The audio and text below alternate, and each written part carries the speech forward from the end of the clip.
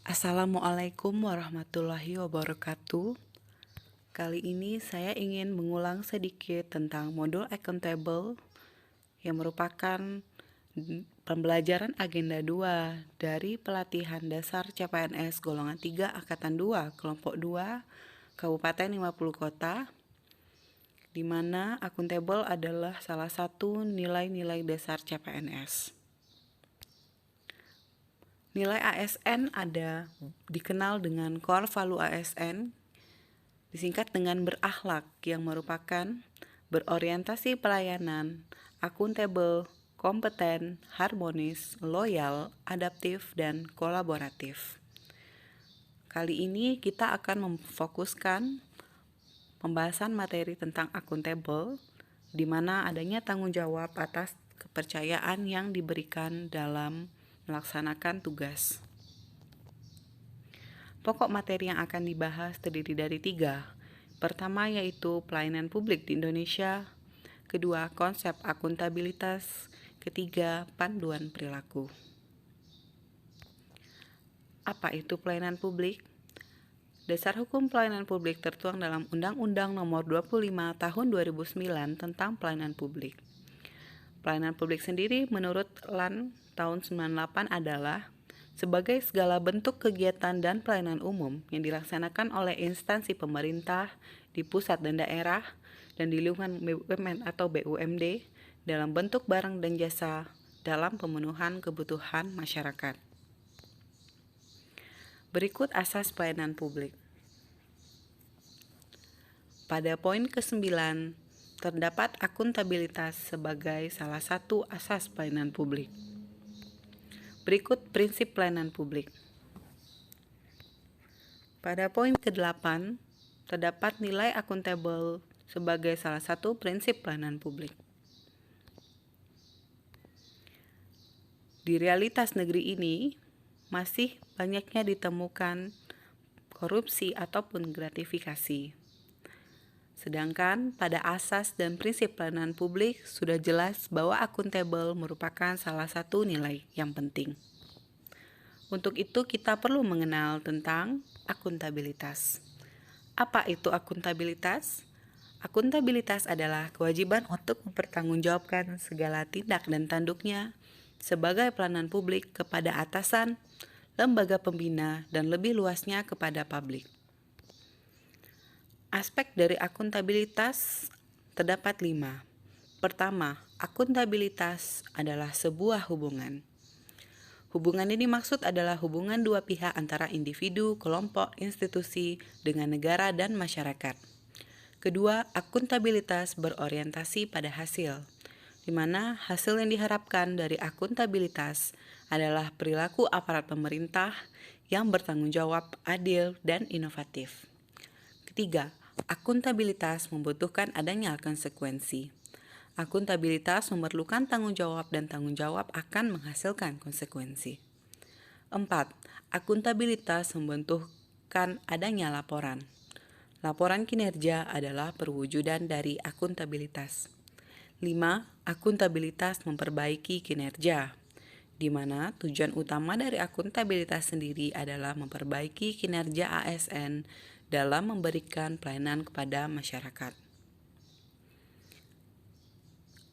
3 fungsi utama akuntabilitas publik, yaitu untuk menyediakan kontrol demokratis atau peran demokrasi, untuk mencegah korupsi dan penyalahgunaan kekuasaan atau peran konstitusional.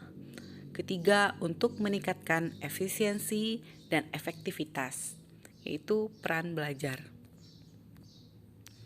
Tingkatan akuntabilitas mulai dari akuntabilitas personal, individu, kelompok, organisasi, dan stakeholder. Akuntabilitas personal mengacu pada nilai-nilai yang ada pada diri seseorang.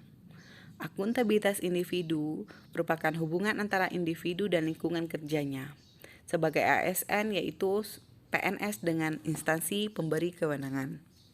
Akuntabilitas kelompok merupakan kerjasama kelompok untuk meningkatkan kinerja. Akuntabilitas organisasi berupa hasil pelaporan kinerja yang telah dicapai. Akuntabilitas stakeholder merupakan tanggung jawab organisasi pemerintah untuk mewujudkan pelayanan yang adil dan responsif. Mekanisme akuntabilitas. Ada akuntabilitas kejujuran dan hukum, akuntabilitas proses, akuntabilitas program, dan akuntabilitas kebijakan. Poin ketiga yaitu panduan perilaku akuntabilitas. Terdapat 3 panduan perilaku akuntabilitas. Pertama, melaksanakan tugas dengan jujur, bertanggung jawab, cermat, disiplin, dan berintegritas tinggi. Kedua, menggunakan kekayaan milik negara secara bertanggung jawab, efektif, dan efisien. 3. Tidak menyalahgunakan kewenangan jabatan.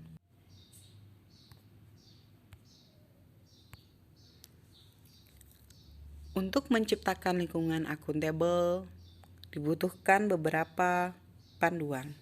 Pertama, kepemimpinan. Pada kepemimpinan ini, pimpinan diharapkan mampu mempromosikan lingkungan yang akuntabel sehingga dapat memberikan contoh pada orang lain yang dikenal dengan lead by example. Kedua, yaitu poin transparansi. Transparansi bertujuan untuk mendorong komunikasi dan kerjasama antara kelompok internal, memberikan perlindungan terhadap pengaruh yang tidak seharusnya, serta korupsi dalam pengambilan keputusan. 3. Meningkatkan akuntabilitas dalam pengambilan keputusan. Dan 4. Meningkatkan kepercayaan serta keyakinan pada pimpinan secara keseluruhan. Poin kejelasan mengacu pada individu atau kelompok mampu dan mengetahui wewenang dan tanggung jawabnya. Mereka memiliki gambaran yang jelas tentang apa yang menjadi tujuan dan hasil yang diharapkan sehingga dapat melakukan kinerja dengan baik.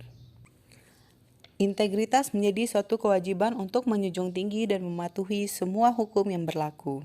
Dengan adanya integritas institusi, dapat memberikan kepercayaan dan keyakinan kepada publik atau stakeholder.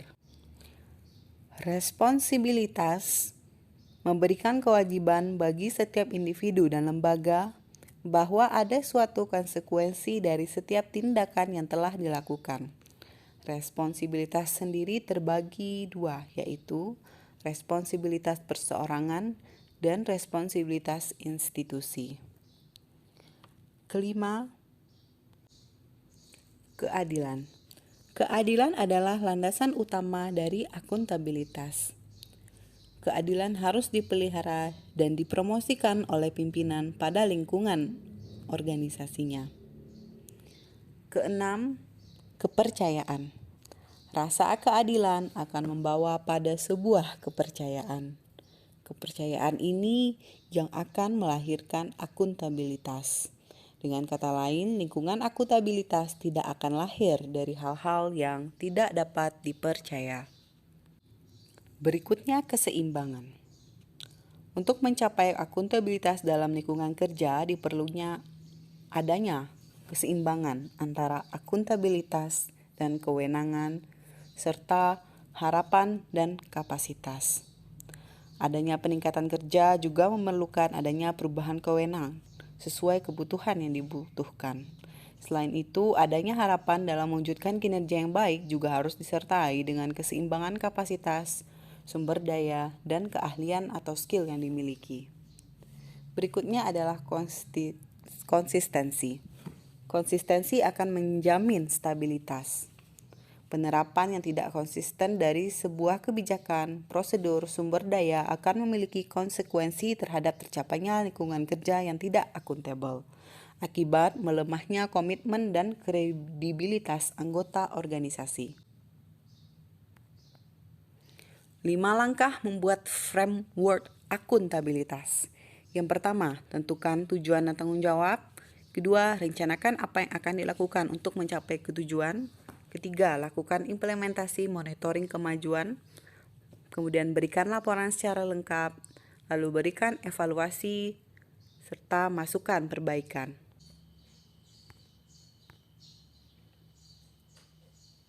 topik yang ingin dipahami lebih lanjut. Dari pembahasan modul akuntabel, saya ingin lebih memahami tentang akuntabel dalam pemerintahan. Seperti yang kita tahu, terdapat konflik kepentingan, di mana konflik kepentingan dibagi menjadi keuangan dan non-keuangan. Konflik kepentingan ini akan menghasilkan godaan untuk melakukan tindakan korupsi, gratifikasi, maupun fraud.